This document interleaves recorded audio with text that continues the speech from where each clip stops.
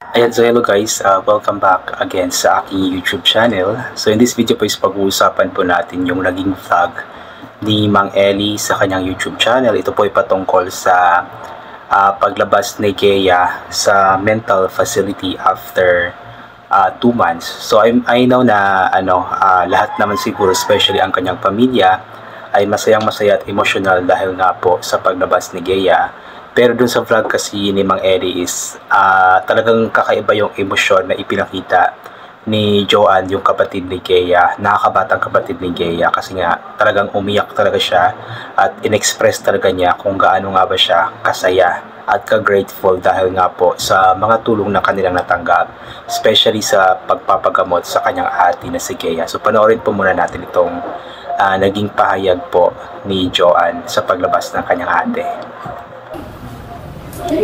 Ngayon, ano masasabi mo kay ate mo? Masaya, sir, salamat yun kay sa sir, sa Ginoo, sir, na tuloy na ang pag-heal sa akong ate, sir. O salamat po sa mga nag-sponsor, nga si Sir Jules, nagtabang sa akong ate nga masulod siya sa facility. O nabawas tanan, sir, sa imo, sir. Lipstick.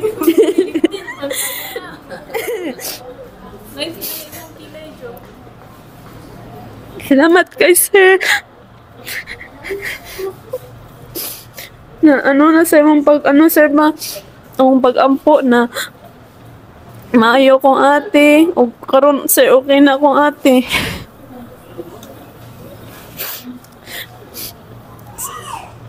Love kayo na akong ate, sir. Iyak ka.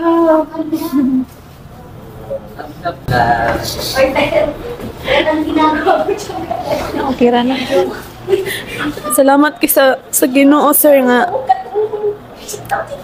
ang tanan day, sir, na ay rason na inani ang kuan, sir, ang dagan gi kuan po sa Ginoo, sir, gitagaan mig pasulay nga amor pong sir, malampasan.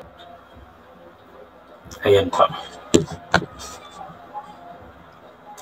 Kung gusto niyo po mapanood yung buong vlog or buong mga mensahe nila, is panoorin niyo po sa YouTube channel ni Mang Eli. So yun nga po, natuwa lang talaga ako dun sa naging pahayag ni Joanne. Actually, napakalaki ng pagbabago nila, hindi lang si Gea, maging si Joanne, kasi naging expressive talaga sila ba. Simula nang matulungan sila nila Mang Eli at ng PB team, is naging expressive sila. Kumbaga na ilalabas nila kung ano nga pa yung gusto nilang sabihin, kahit na may camera pa sa kanilang harapan. At yun nga po, sabi ni Joanne na talagang malaki ang kanilang pasasalamat unang-una sa Diyos, dahil nga talagang dininig ng Diyos ang kanilang panalangin, at ang number 1 talaga na panalangin ni Joanne ay yung gumaling ang kanyang ate, kasi nga mahal na mahal daw talaga niya ito. Nagpapasalamat din siya ng malaki sa sponsor, kasi nga hindi naman may papasok nga po si Gea sa mental facility kung hindi dahil nga po sa tulong, especially financial na tulong mula sa sponsor na si Sir Jules. At of course, nagpapasalamat din ng malaki si Joanne kay Mang Eli, sa pamilya ni Mang Eli, dahil nga sa kanilang walang sawang suporta para kay Gea, para lamang talaga maipaggamot ito. So malaki talaga ang pagbabago ni Gea. Kung napanood niyo po yung vlog ni Mang Eli, napakalaki ng kanyang pagbabago. Sabi nga po ng asawa ni Mang Eli na kung noon is kung nakikipag-usap si Gea sa kanila, especially kay Mang Eli, is walang eye-to-eye contact, at minsan nakatulala, minsan kung saan nakatingin, or sabi niya is rolling yung mga mata kung saan nakatingin. Pero ngayon talagang meron ng eye-to-eye contact, talagang tumingin na siya sa mga mata ni Mang Eli habang nag-uusap sila.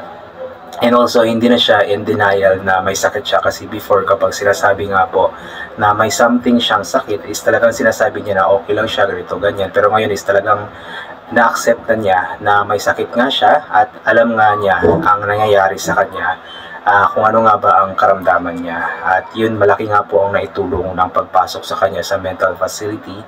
At humingi ng tawad sila Mang Eli at si asawa ni Mang Eli kay Gea, dahil nga sa pilitan na pagpasok sa kanya doon sa mental facility, which is sabi naman ni Gea na naiintindihan niya ito at alam niya na para din naman ito sa kanya. Kaya yun, malaki talaga ang pagbabago ni Gea. So yun nga, sana sundin lamang ni Gea yung mga payo sa kanya ng mga doktor nila, mga Ellie.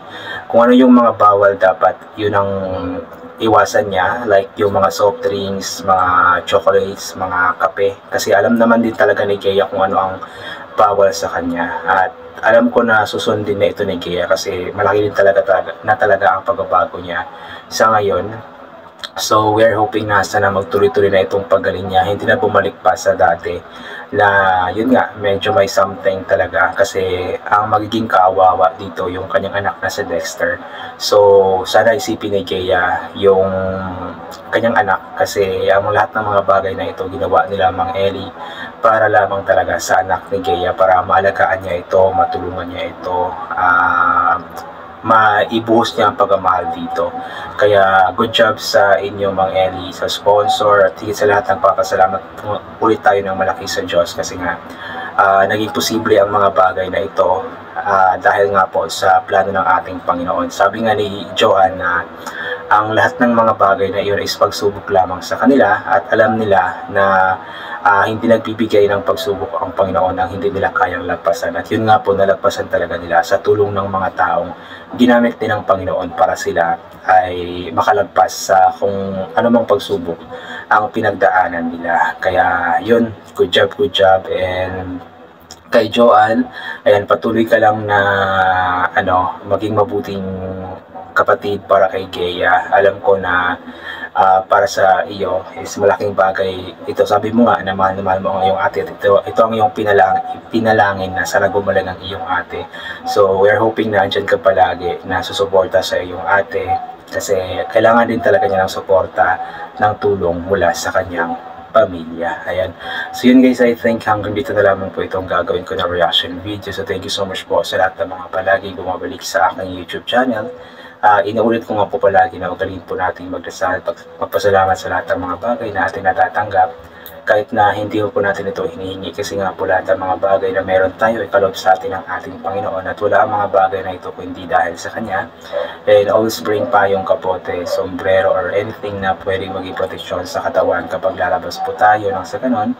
Kapag mainit ay hindi po tayo mainitan or kapag biglang umulan ay hindi po tayo mababasa ng ulan. And always take vitamin C para mabuso ang ating immune system at hindi po tayo matatamaan agad-agad ng kung ano-ano mga sakit-sakit, especially sa panahon ngayon na paiba-iba nga po yung napakainit tapos bigla-bigla na lamang pong umulan. So once again, inulit ko hanggang dito na lamang po. God bless po at bye for now po.